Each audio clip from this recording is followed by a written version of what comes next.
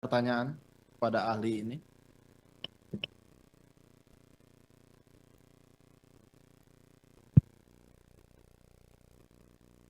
Terima kasih Yang Mulia.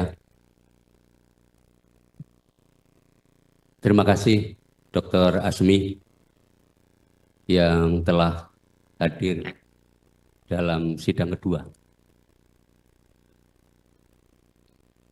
Kami sangat tertarik dengan penjelasan ahli yang disampaikan tadi bahwa suatu putusan itu lengkap dan mencapai kebenaran material sesuai dengan ketentuan pasal 197 KUHP itu adalah huruf A sampai dengan F. Di mana titik yang krusial yang paling penting adalah pada huruf F, H, dan D. Yang ingin kami tanyakan kepada ahli untuk penegasan. Jika di dalam putusan itu mempertimbangkan tentang kemampuan bertanggung jawab seorang pelaku. Kemudian di sisi lain, di situ juga ada pertimbangan yang bunyinya tidak diketemukan alasan-alasan pemaaf maupun alasan-alasan pembenar. Kami ingin pendapat ahli. Apa sebenarnya maksud daripada ketika dalam putusan itu ternyata terhadap diri pelaku, diri terdakwa, tidak diketemukan alasan pemaaf maupun alasan pembenar. Mohon penjelasan. Mohon izin Yang Mulia, jika kita membaca dari hal tersebut, tentu selama dalam pemeriksaan dengan data yang ada dengan berkas perkara yang pada waktu itu tidak ditemukan alasan-alasan pembenar maupun pemaaf. Berarti orang itu bisa cakap untuk mempertanggungjawabkannya. Karena sebenarnya ada mempertimbangkan fakta, keadaan, alat bukti, hal memberatkan, hal meringankan dalam poin D tersebut. Itu adalah dalam konteks upaya hukum biasa. Saya kembali lagi ke konteks ini. Dalam kasus upaya hukum luar biasa, maka konstruksi gedung tadi akan dicek kembali dari pondasi. Kalau yang ditanyakan jaksa tadi sepanjang tentang dalam upaya hukum biasa, itu haruslah diamini oleh hakim. Karena yang diterima jaksa pada waktu itu sebatas itu. Yang diterima oleh hakim pada waktu itu, yaitu seharusnya bumbunya rendang Yang Mulia. Tapi yang dikirim cuman kira-kira capcay. Dan capcaynya juga bukan 10, padahal kalau cap itu 10. 10 sayur, ternyata tidak. Jadi terkecoh kita pada gerbang pertama. Jadi jaksa juga mungkin karena dikirimnya bahannya itu dan hakim mengambil itu skala. Demikian. Maksud saya begini, ketika di dalam putusan itu memenuhi kebenaran material, jika di dalam pertimbangan itu dikatakan bahwa tidak diketemukan alasan pemaaf dan pembenar, berarti memang yang bersangkutan mampu bertanggung jawab dan harus mempertanggungjawabkan. Apakah ahli sependapat dengan itu? Kami tidak membahas tentang putusan saat ini. Karena tadi kan ahli kan dihadirkan ahli. Oleh karena terhadap putusan yang seperti itu, apakah ahli sependapat bahwa orang itu memang mampu dan bisa dipidana dengan alasan seperti itu? Berarti ada kesalahan di dalam fakta-fakta persidangan yang sudah dimuat dalam putusan. Jangan dipotongnya split begitu. Kalau dipotongnya split begitu ya nggak akan selesai. Enggak, masalahnya kan kami kan Sini ahli hadir, kami minta pendapat sebagai ahli hukum acara pidana. Saya paham banget. Kadang saya jadi ahlinya jaksa, ahlinya KPK, ahlinya polisi, ahlinya segala macam, bea cukai, imigrasi. Suruh ya, saya akademik, jadi saya lurus. Saya harus letakkan begitu. Kenapa saya letakkan? Kembali, ada teorinya menjadi pisau analisis yang disebut dengan sistem peradilan pidana. Kita nggak bisa nikat, misalnya ada tetesan, kita sangka ini hanya di bawah. Bawah ini bocornya. Sebentar, saya selesaikan dulu ilustrasinya. Tapi ternyata dari awalnya ada yang tidak terang, ada yang tidak lengkap. Kalau itu sudah dijelaskan tadi, kami sudah cukup di situ. Kami hanya ingin penekanan, mohon maaf, putusan yang baik dan ke depan akan kita pergunakan. Itu kan yang kami ingin bangun seperti itu, Aldi. Yang mulia, kami dari penasihat hukum keberatan, kita serahkan ke ahli mau dijawab atau tidak mau dijawab. Kalau memang Aldi nggak bisa menjawab, ya karena tidak apa-apa. karena itu tidak relevan dengan apa yang disampaikan, mulia. Baik, itu pertanyaannya Pak. Pertanyaan, Jangan dipaksa ahli untuk menjawab, yang mulia. pertanyaan termohon. Saya akan jawab yang mulia. Nah, silakan. Karena saya- Kalau Bapak mau menjelaskannya, silakan. Menurut Yang- pendapat Bapak. Yang mulia dalam konteks ini adalah harus dilibatkan nih. Ada spesies yang berbeda yang namanya PK. Kalau yang dibahas oleh beliau tadi kan itu masa lalu yang sudah lewat. Tapi saya dihadirkan di sini adalah melihat spektrum, ya kan, yang namanya PK. Saya ingin tarik semuanya. Kalau saya ditarik ke sana itu udah selesai. Makanya ditanyakanlah kepada 263, ada tidak keadaan baru, ada tidak kekeliruan, ada tidak ketidakcermatan. Seharusnya cut-nya di situ. Kalau saudara jaksa masih terkotak-kotak mikirnya begitu, ya nggak bisa selesai yang mulia. Saya udah bilang tadi, ini dari bawah pondasinya. Karena sekolahnya itu namanya ada sistem peradilan pidana. Bekerjanya polisi, bekerjanya jaksa, bekerjanya hakim. Kalau di-cut aja seolah-olah adalah putusan hakim, itu namanya lempar badan. Gitu loh. Lempar badan ke hakim dong kalau begitu. Seharusnya ya dari bawah kita lihat. Supaya kita tahu di mana ini sumber masalahnya. Inilah gunanya forum PK tersebut. Gitu Bisa, Pak. bisa Pendapat. dilanjutkan? Silakan Pak. Hanya sebatas itu jawabannya? Baik. Selanjutnya. Tadi ahli menekankan juga bahwa pada persidangan yang mulia ini sebenarnya adalah yang menjadi pokok adalah menguji permohonan PK yang dilakukan, yang diajukan oleh para terpidana melalui penasihat hukum. Bahkan tadi juga sudah dijelaskan secara rinci bahwa yang diatur di dalam 263 KUHP itu hanya 3. Hari ini ahli berani menyatakan bahwa di luar itu pun bisa, kalau nggak salah tadi. Walaupun dari hasil persidangan terhadap novum atau fakta yang dihadirkan oleh pemohon, prinsipnya kami tetap dengan tanggapan memori yang kami ajukan. Pertanyaan yang lainnya. Kembali ke masalah, karena ahli hukum pidana berkaitan dengan teori sebab akibat atau dikenal dengan kausalitas, bahwa perbuatan seseorang itu juga mempertanggung dengan akibat, jadi ada hubungan. Nah, menurut ahli ini hubungan sebab akibat dalam hal untuk menentukan bahwa terjadi adanya suatu tindak pidana yang menimbulkan akibat, apakah teori kausalitas itu masih relevan dan perlu menjadi pertimbangan di dalam putusan? Mohon pendapat ahli. Terima kasih saudara jaksa penuntut umum. Tentu di dalam pidana pasti akan dikaitkan dengan teori kausalitas yang nanti akan dikaitkan dengan teori kesengajaan ataupun kelalaian dan segala macam. Itu akan ada sinergis dan segala macam. Namun di dalam teori kausalitas yang paling pertama dulu adalah selain peristiwa, subjek hukumnya. Orang yang dituju. This, siapa? Sewaktu teori kausalitas itu harus lengkap, duduk dulu orangnya. Kalau orang ini benar-benar pelakunya, kalau orang ini benar-benar dimintailah pertanggungjawabannya dan ditarik akibat perbuatan saudara ini karena orang itu luka, orang itu mungkin luka ringan, luka berat mengakibatkan kematian, maka atas perbuatan saudara tersebut haruslah dimintai pertanggungjawaban secara hukum sepanjang tidak ada alasan pembenar dan alasan pemaaf. Tapi dipastikan dulu apakah subjek hukum ini benar-benar baru ditarik kepada teori kausalitas. Baik.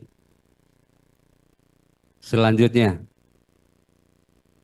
Tadi memang termohon sudah menanyakan mengenai adanya upaya penangkapan, penahanan, ketentuan pasal 56.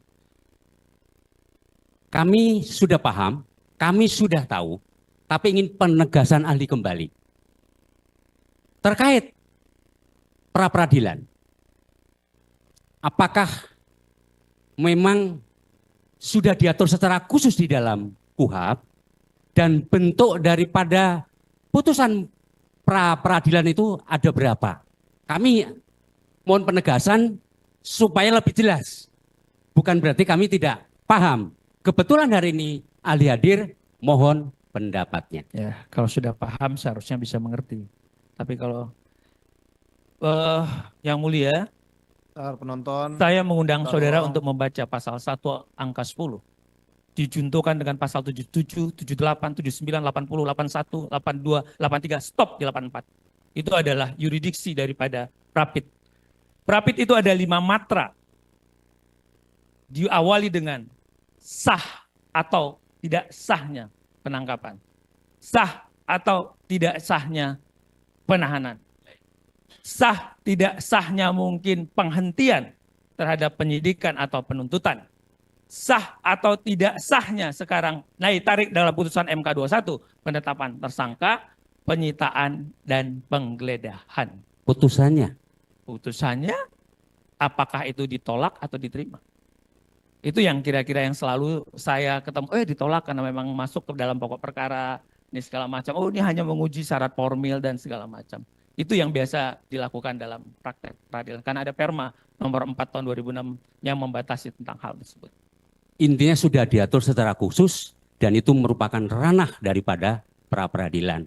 Karena mohon maaf, banyak perkara secara formal dia mengajukan Prapit, tetapi memang tidak bisa membuktikan di mana letak ketidaksahnya penangkapan penahanan, di mana letak tidak sahnya 2 alat bukti, sehingga kadangkala putusan Prapit yang sudah baik dan benar digoreng kemudian dianggap peradilan sesat. Kami tidak sependapat karena mohon maaf banyak rekan-rekan kami tim penasihat hukum dalam menyusun Prapit tidak cukup memperhatikan ketentuan pasal itu. Apakah ahli sependapat seperti itu? Semuanya punya sudut pandang, pasti. Sudut pandang pikirnya jaksa. Sejak awal kita di kuliah sudah disampaikan. Maka peran diferensiasi fungsional tadi, dari sudut mana kita memandang. Tapi kalau kita belajar filsafat hukum, karena memang begitu jadi mahasiswa, ada Philo dan Sophia, cinta pada kebijaksanaan. Maka terhadap itu, bagaimana mata batin kebenaran kita dan keadilan kita. Kalau saya kaitkan tadi dengan deteksi, scientific criminal detection prosedur, ada alat deteksi. Kalau saya membaca dari awal dihalu-halukan ada prinsip-prinsip hukum acara yang dilanggar. Kalau orang ini sudah tidak mendapatkan bantuan hukum, kalau orang ini sudah teriak dengan hal-hal yang tidak sinkron secara puzzle, pasti patut diduga ada sesuatu. Saya khawatir yang mulia, ada kejahatan oknum-oknum tertentu terus dibela institusi, dikemas seolah-olah. Kenapa sih kita tidak mau mematahkan rasa ego kita, mematahkan kita bahwa ada kekeliruan, jangan terus kita kemas. Kan ada sesuatu, saya mengundang saudara, pasal 184 ayat 2, hal-hal yang sudah diketahui oleh umum tidak perlu dibuktikan. Itu clear atas perintah dan kehendak undang-undang. Jika Vario tadi tidak bisa saudara sebutkan itu di mana, why you masukkan dalam dakwaan? Dari mana motor Vario itu? Itu adalah kesalahan terbesar yang dilakukan. Dari mana tidak ada, padahal hukum menyatakan pasal 56, imperatif, wajib, kenapa dikurangi dosisnya? Maka dari perkara ini patutlah kita duga ada pelanggaran-pelanggaran dan prinsip-prinsip yang dari awal dilompati. Ya akhirnya orang yang melompat itu pasti kena, pasti jatuh. Ini yang kira-kira yang mulia. Selanjutnya ada pertanyaan lagi. kami membaca CV ahli berkaitan dengan spesial penyertaan terkait hukum adanya penyertaan dan sebagainya, kalau tidak salah tadi ya. Baik, kami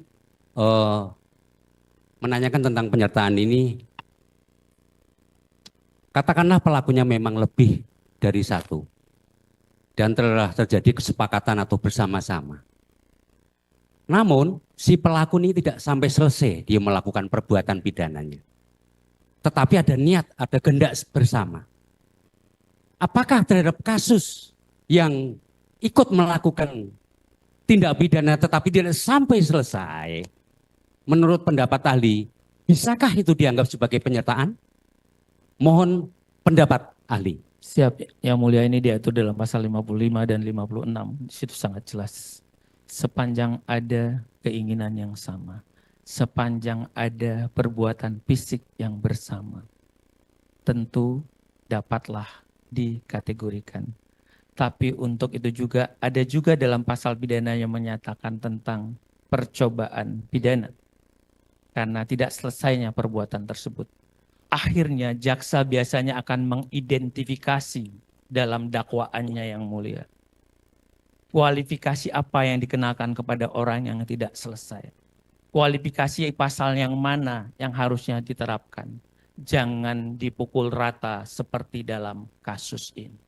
Ini yang memang menurut kita kurang begitu tepat. Tapi yang disampaikan oleh saudara jaksa adalah relevan. Yang tidak dilakukan adalah identifikasi atas persoalan ini. Si A melakukan apa, si B melakukan apa. Kalau hanya cuma memukul, kalau hanya ini kan ada pasal-pasal lain.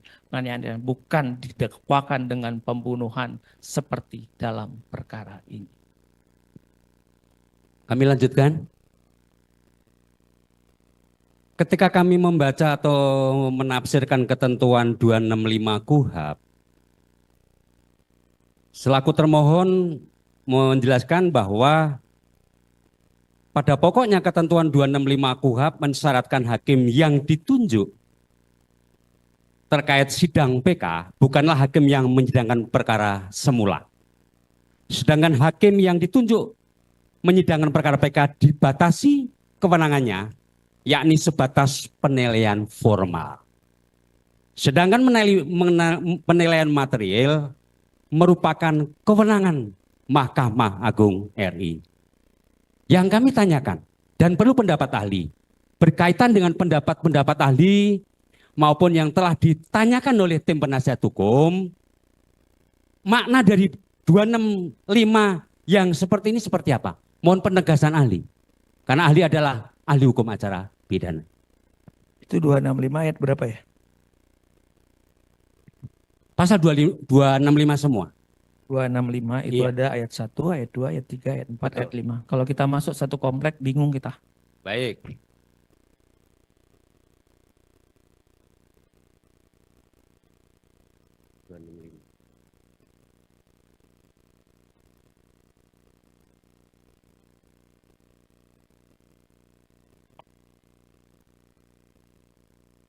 Enggak. Yang ditanyakan ahli? Karena saya tidak melihat ada kata formal, hanya melihat formal itu di mana ya? Apa buku kita beda ya?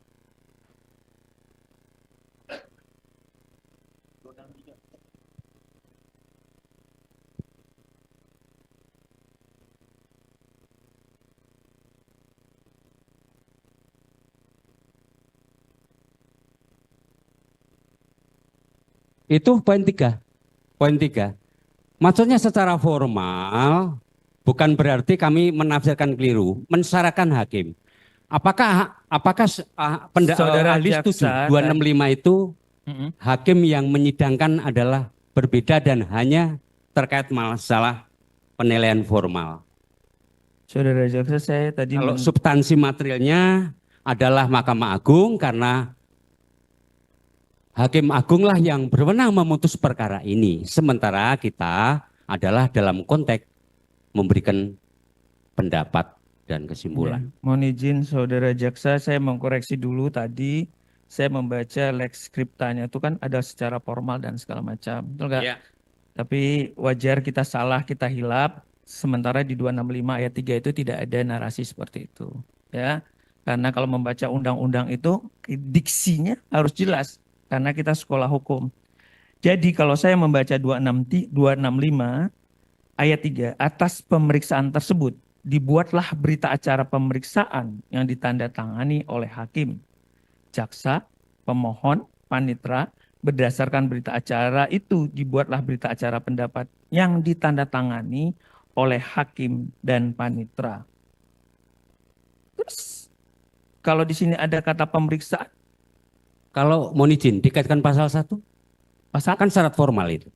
pasal 265 ayat 1. Ketua pengadilan setelah menerima permintaan peninjauan kembali sebagaimana dimaksud dalam pasal 263 ayat 1 menunjuk hakim yang tidak memeriksa perkara semula yang dimintakan peninjauan kembali tersebut memenuhi alasan sebagaimana dimaksud pada pasal 263 ayat 2. Untuk Betul.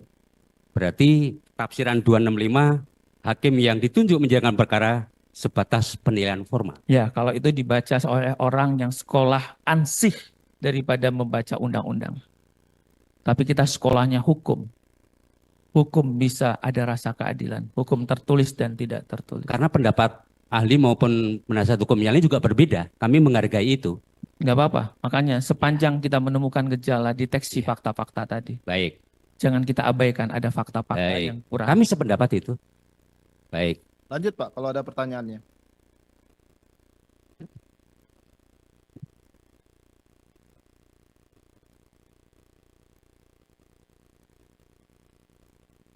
Kemudian ahli, di dalam pertimbangan putusan hakim yang baik dan benar, juga ada hal-hal yang meringankan dan memberatkan. Apa sih fungsinya itu? Apa makna daripada memberatkan? Apa makna daripada yang meringankan? Mohon penegasan dan pendapat ahli. Yang mulia, tentang hal-hal yang memberatkan dan meringankan itu diatur dalam pasal 197 huruf D. Di dalam huruf D itu hakim wajib melihat apa yang sebenarnya. Tapi dalam keadaan putusan yang sering dilakukan oleh mahasiswa dalam skripsi, dalam tesis selalu melihat hal-hal yang memberatkan. Apakah itu memang melukai masyarakat, kejahatan yang luar biasa, kejahatan yang nyata-nyatanya dilarang. Misalnya kalau itu adalah pembunuhan, korupsi, yang serius segala macam, itu adalah hal-hal yang memberatkan, bikin resah orang, bikin gangguan. Bentar Pak ya, kita skor dulu ya untuk pemenang azan ya. Kita skor.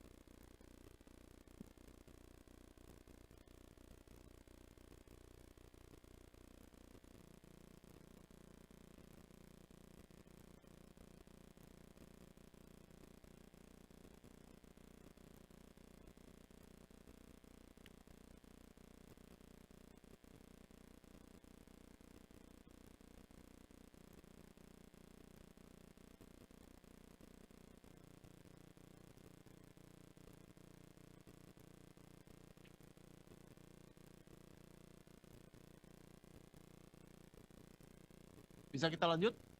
Dari pemohon? Dari termohon? Bisa? Ya. Skor cabut ya. Sidang menyatakan terbuka untuk umum. Silakan Pak, dilanjutkan pertanyaannya. Baik. Yang mulia, saya lanjutkan tadi pertanyaan saudara jaksa menyatakan bagaimana melihat hal-hal yang memberatkan dan meringankan. Kalau tadi memberatkan sudah disampaikan antisosial, keresahan dan segala macam dan perbuatannya adalah serius, tentu itu menjadi pertimbangan di dalam persidangan. Hal-hal yang meringankan kalau kita lihat itu misalnya terdakwa jujur, tidak berbelit-belit, hal yang meringankan usianya masih muda, hal yang meringankan biasanya tulang punggung keluarga, cenderung hal-hal meringankan itu lebih kepada sisi humanis. Padahal secara akademik kita kepengen juga itu hal-hal yang meringankan masuk ke tadi identifikasi. Apakah orang tersebut pasif, aktif, maksimal melakukan tuntas. Tapi dalam putusan-putusan tampaknya sekali lagi kami membaca di akademik terhadap putusan itu hanya mempertimbangkan aspek humanis. Demikian. Kami lanjutkan yang mulia. Tidak banyak. Kalau PH tadi kan 1 jam lebih. Gak apa-apa, Bapak mau 1 jam lebih, saya berikan juga 1 jam.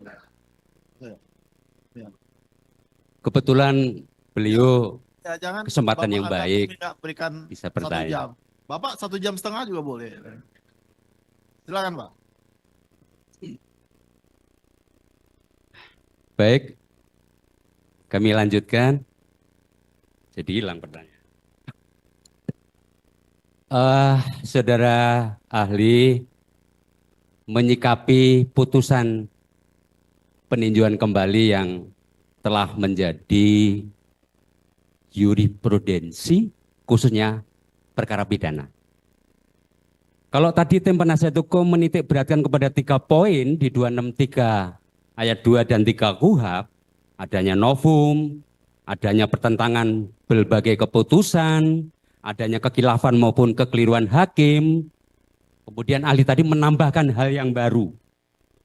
Yang ingin kami tanyakan, apakah selama ahli, selaku dosen, selaku meneliti tentang putusan-putusan PK pidana, sudahkah melakukan putusan yang dikabulkan itu di luar 3 item tadi?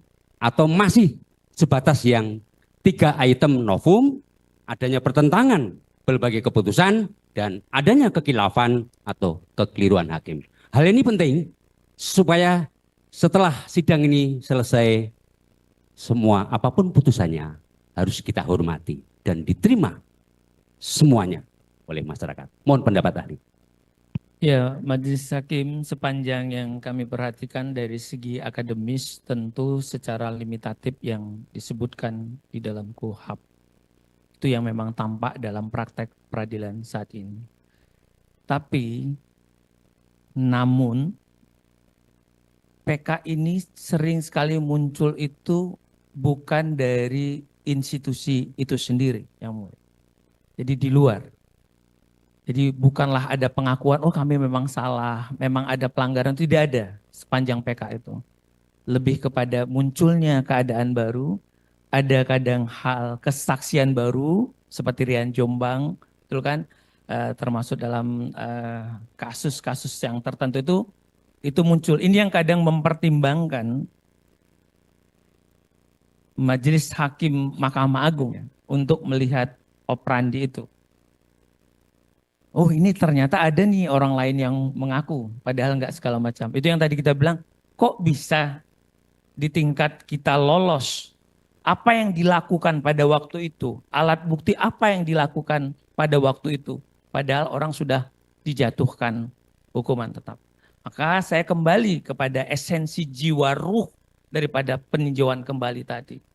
Ada hak originalitas. Padahal ini adalah panggung pembelaan buat si terpidana. Saudara jaksa sebenarnya you clear, kamu sudah menyelesaikan pekerjaan itu secara baik. Tapi izinkan hari ini terpidana menggunakan hak originalitasnya, entitas dia atas kekeliruan negara menghukum, atas orang-orang yang menghukum dan merampas hak dia. Sehingga dia bongkar kembali konstruksi tersebut. Dan kembali ke dalam sistem peradilan pidana. Dimulai daripada pintu masuknya perkara. dengan azas diferensiasi fungsional tadi. Di situ kira-kira titik poinnya yang mau saya sampaikan yang mulia. Ahli, tadi ahli juga sempat melakukan semacam eksaminasi perkara terkait pertanyaan PH mengenai DPO, kemudian hal-hal dalam putusan yang tidak sesuai, sinkron dan sebagainya, bahkan menafsirkan tentang ketika DPO para saksi sudah ke rumah. Kami juga mencermati putusan secara klik.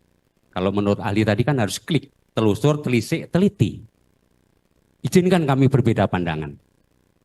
Oleh karena itu, apa yang disampaikan dan ditemukan oleh ahli terkait eksaminasi perkara dalam hal ini kami keberatan, oleh karena beliau adalah dihadirkan dalam ahli hukum acara, bukan melakukan eksaminasi perkara.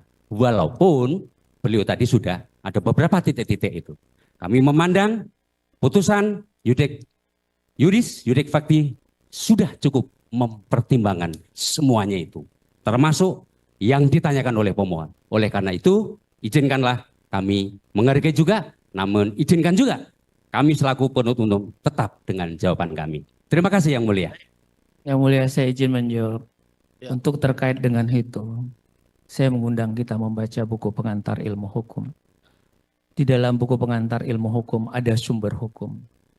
Yang salah satunya adalah doktrin atau disebut dengan pendapat ahli. Saya kira saudara jaksa kurang memahami tentang sumber hukum. Baik. Itu Jadi kedudukan saya tadi sebagaimana sumpah, apa pengetahuan saya? Karena saya dihadapkan pada bendanya, bukan pada kata-katanya. Saya membaca berkas. Kalau ini tidak diperlihatkan dengan saya, kalau dokumen ini tidak saya baca, maka tidak ada tanggung jawab akademik saya. Tapi karena ini dihadapkan, diterima, dan saya baca yang mulia, saya harus menyampaikan pertanggungjawaban ilmu. Berbeda tadi saya terima, tapi sekali lagi dasar saya, saudara jaksa harus membaca sumber hukum. Yang 5 itu salah satunya adalah doktrin. Kalau begitu dia diragukan memahami tentang sumber hukum. baik. Berarti atas tanggapan yang Bapak berikan tadi, yang kita cek di depan tadi, yang perbedaannya sudah Bapak tanggapi, yang seperti Bapak sampaikan tadi, dan Ya. ahli juga sudah menanggapinya tetap Betul, pada mohon dicatat dan pendapatnya. itu hal yang paling penting bagi kami. Silakan. Ada pertanyaan yang lain dari rekan-rekan? Cukup ya? Cukup? Baik. Itu saya tanyakan di akhir. Pada akhirnya Bapak sudah menjawabnya. Tidak perlu saya sampaikan lagi mengenai pendapat ahli ini. Sudah Bapak tanggapi. Baik. Sekarang tanggapan dari pemohon. Bagaimana keterangannya, Pak? Pak Sudirman? Oh, belum. Bisa dibawa sebentar? Hah? Oh, sakit banget. Oh, ya udah. Ya. Baik. Ya udah. Baik, ini kan walaupun Pak Sudirman di ruang kesehatan, yang mewakilkannya mereka kan ada, Pak. Jadi kami persilakan Pak Sudirman untuk beristirahat saja. Baik, terima kasih Pak atas pendapatnya. Begitu ya dari termohon ya. Terima kasih Pak atas ya. Terima kasih Pak atas pendapatnya. Amin.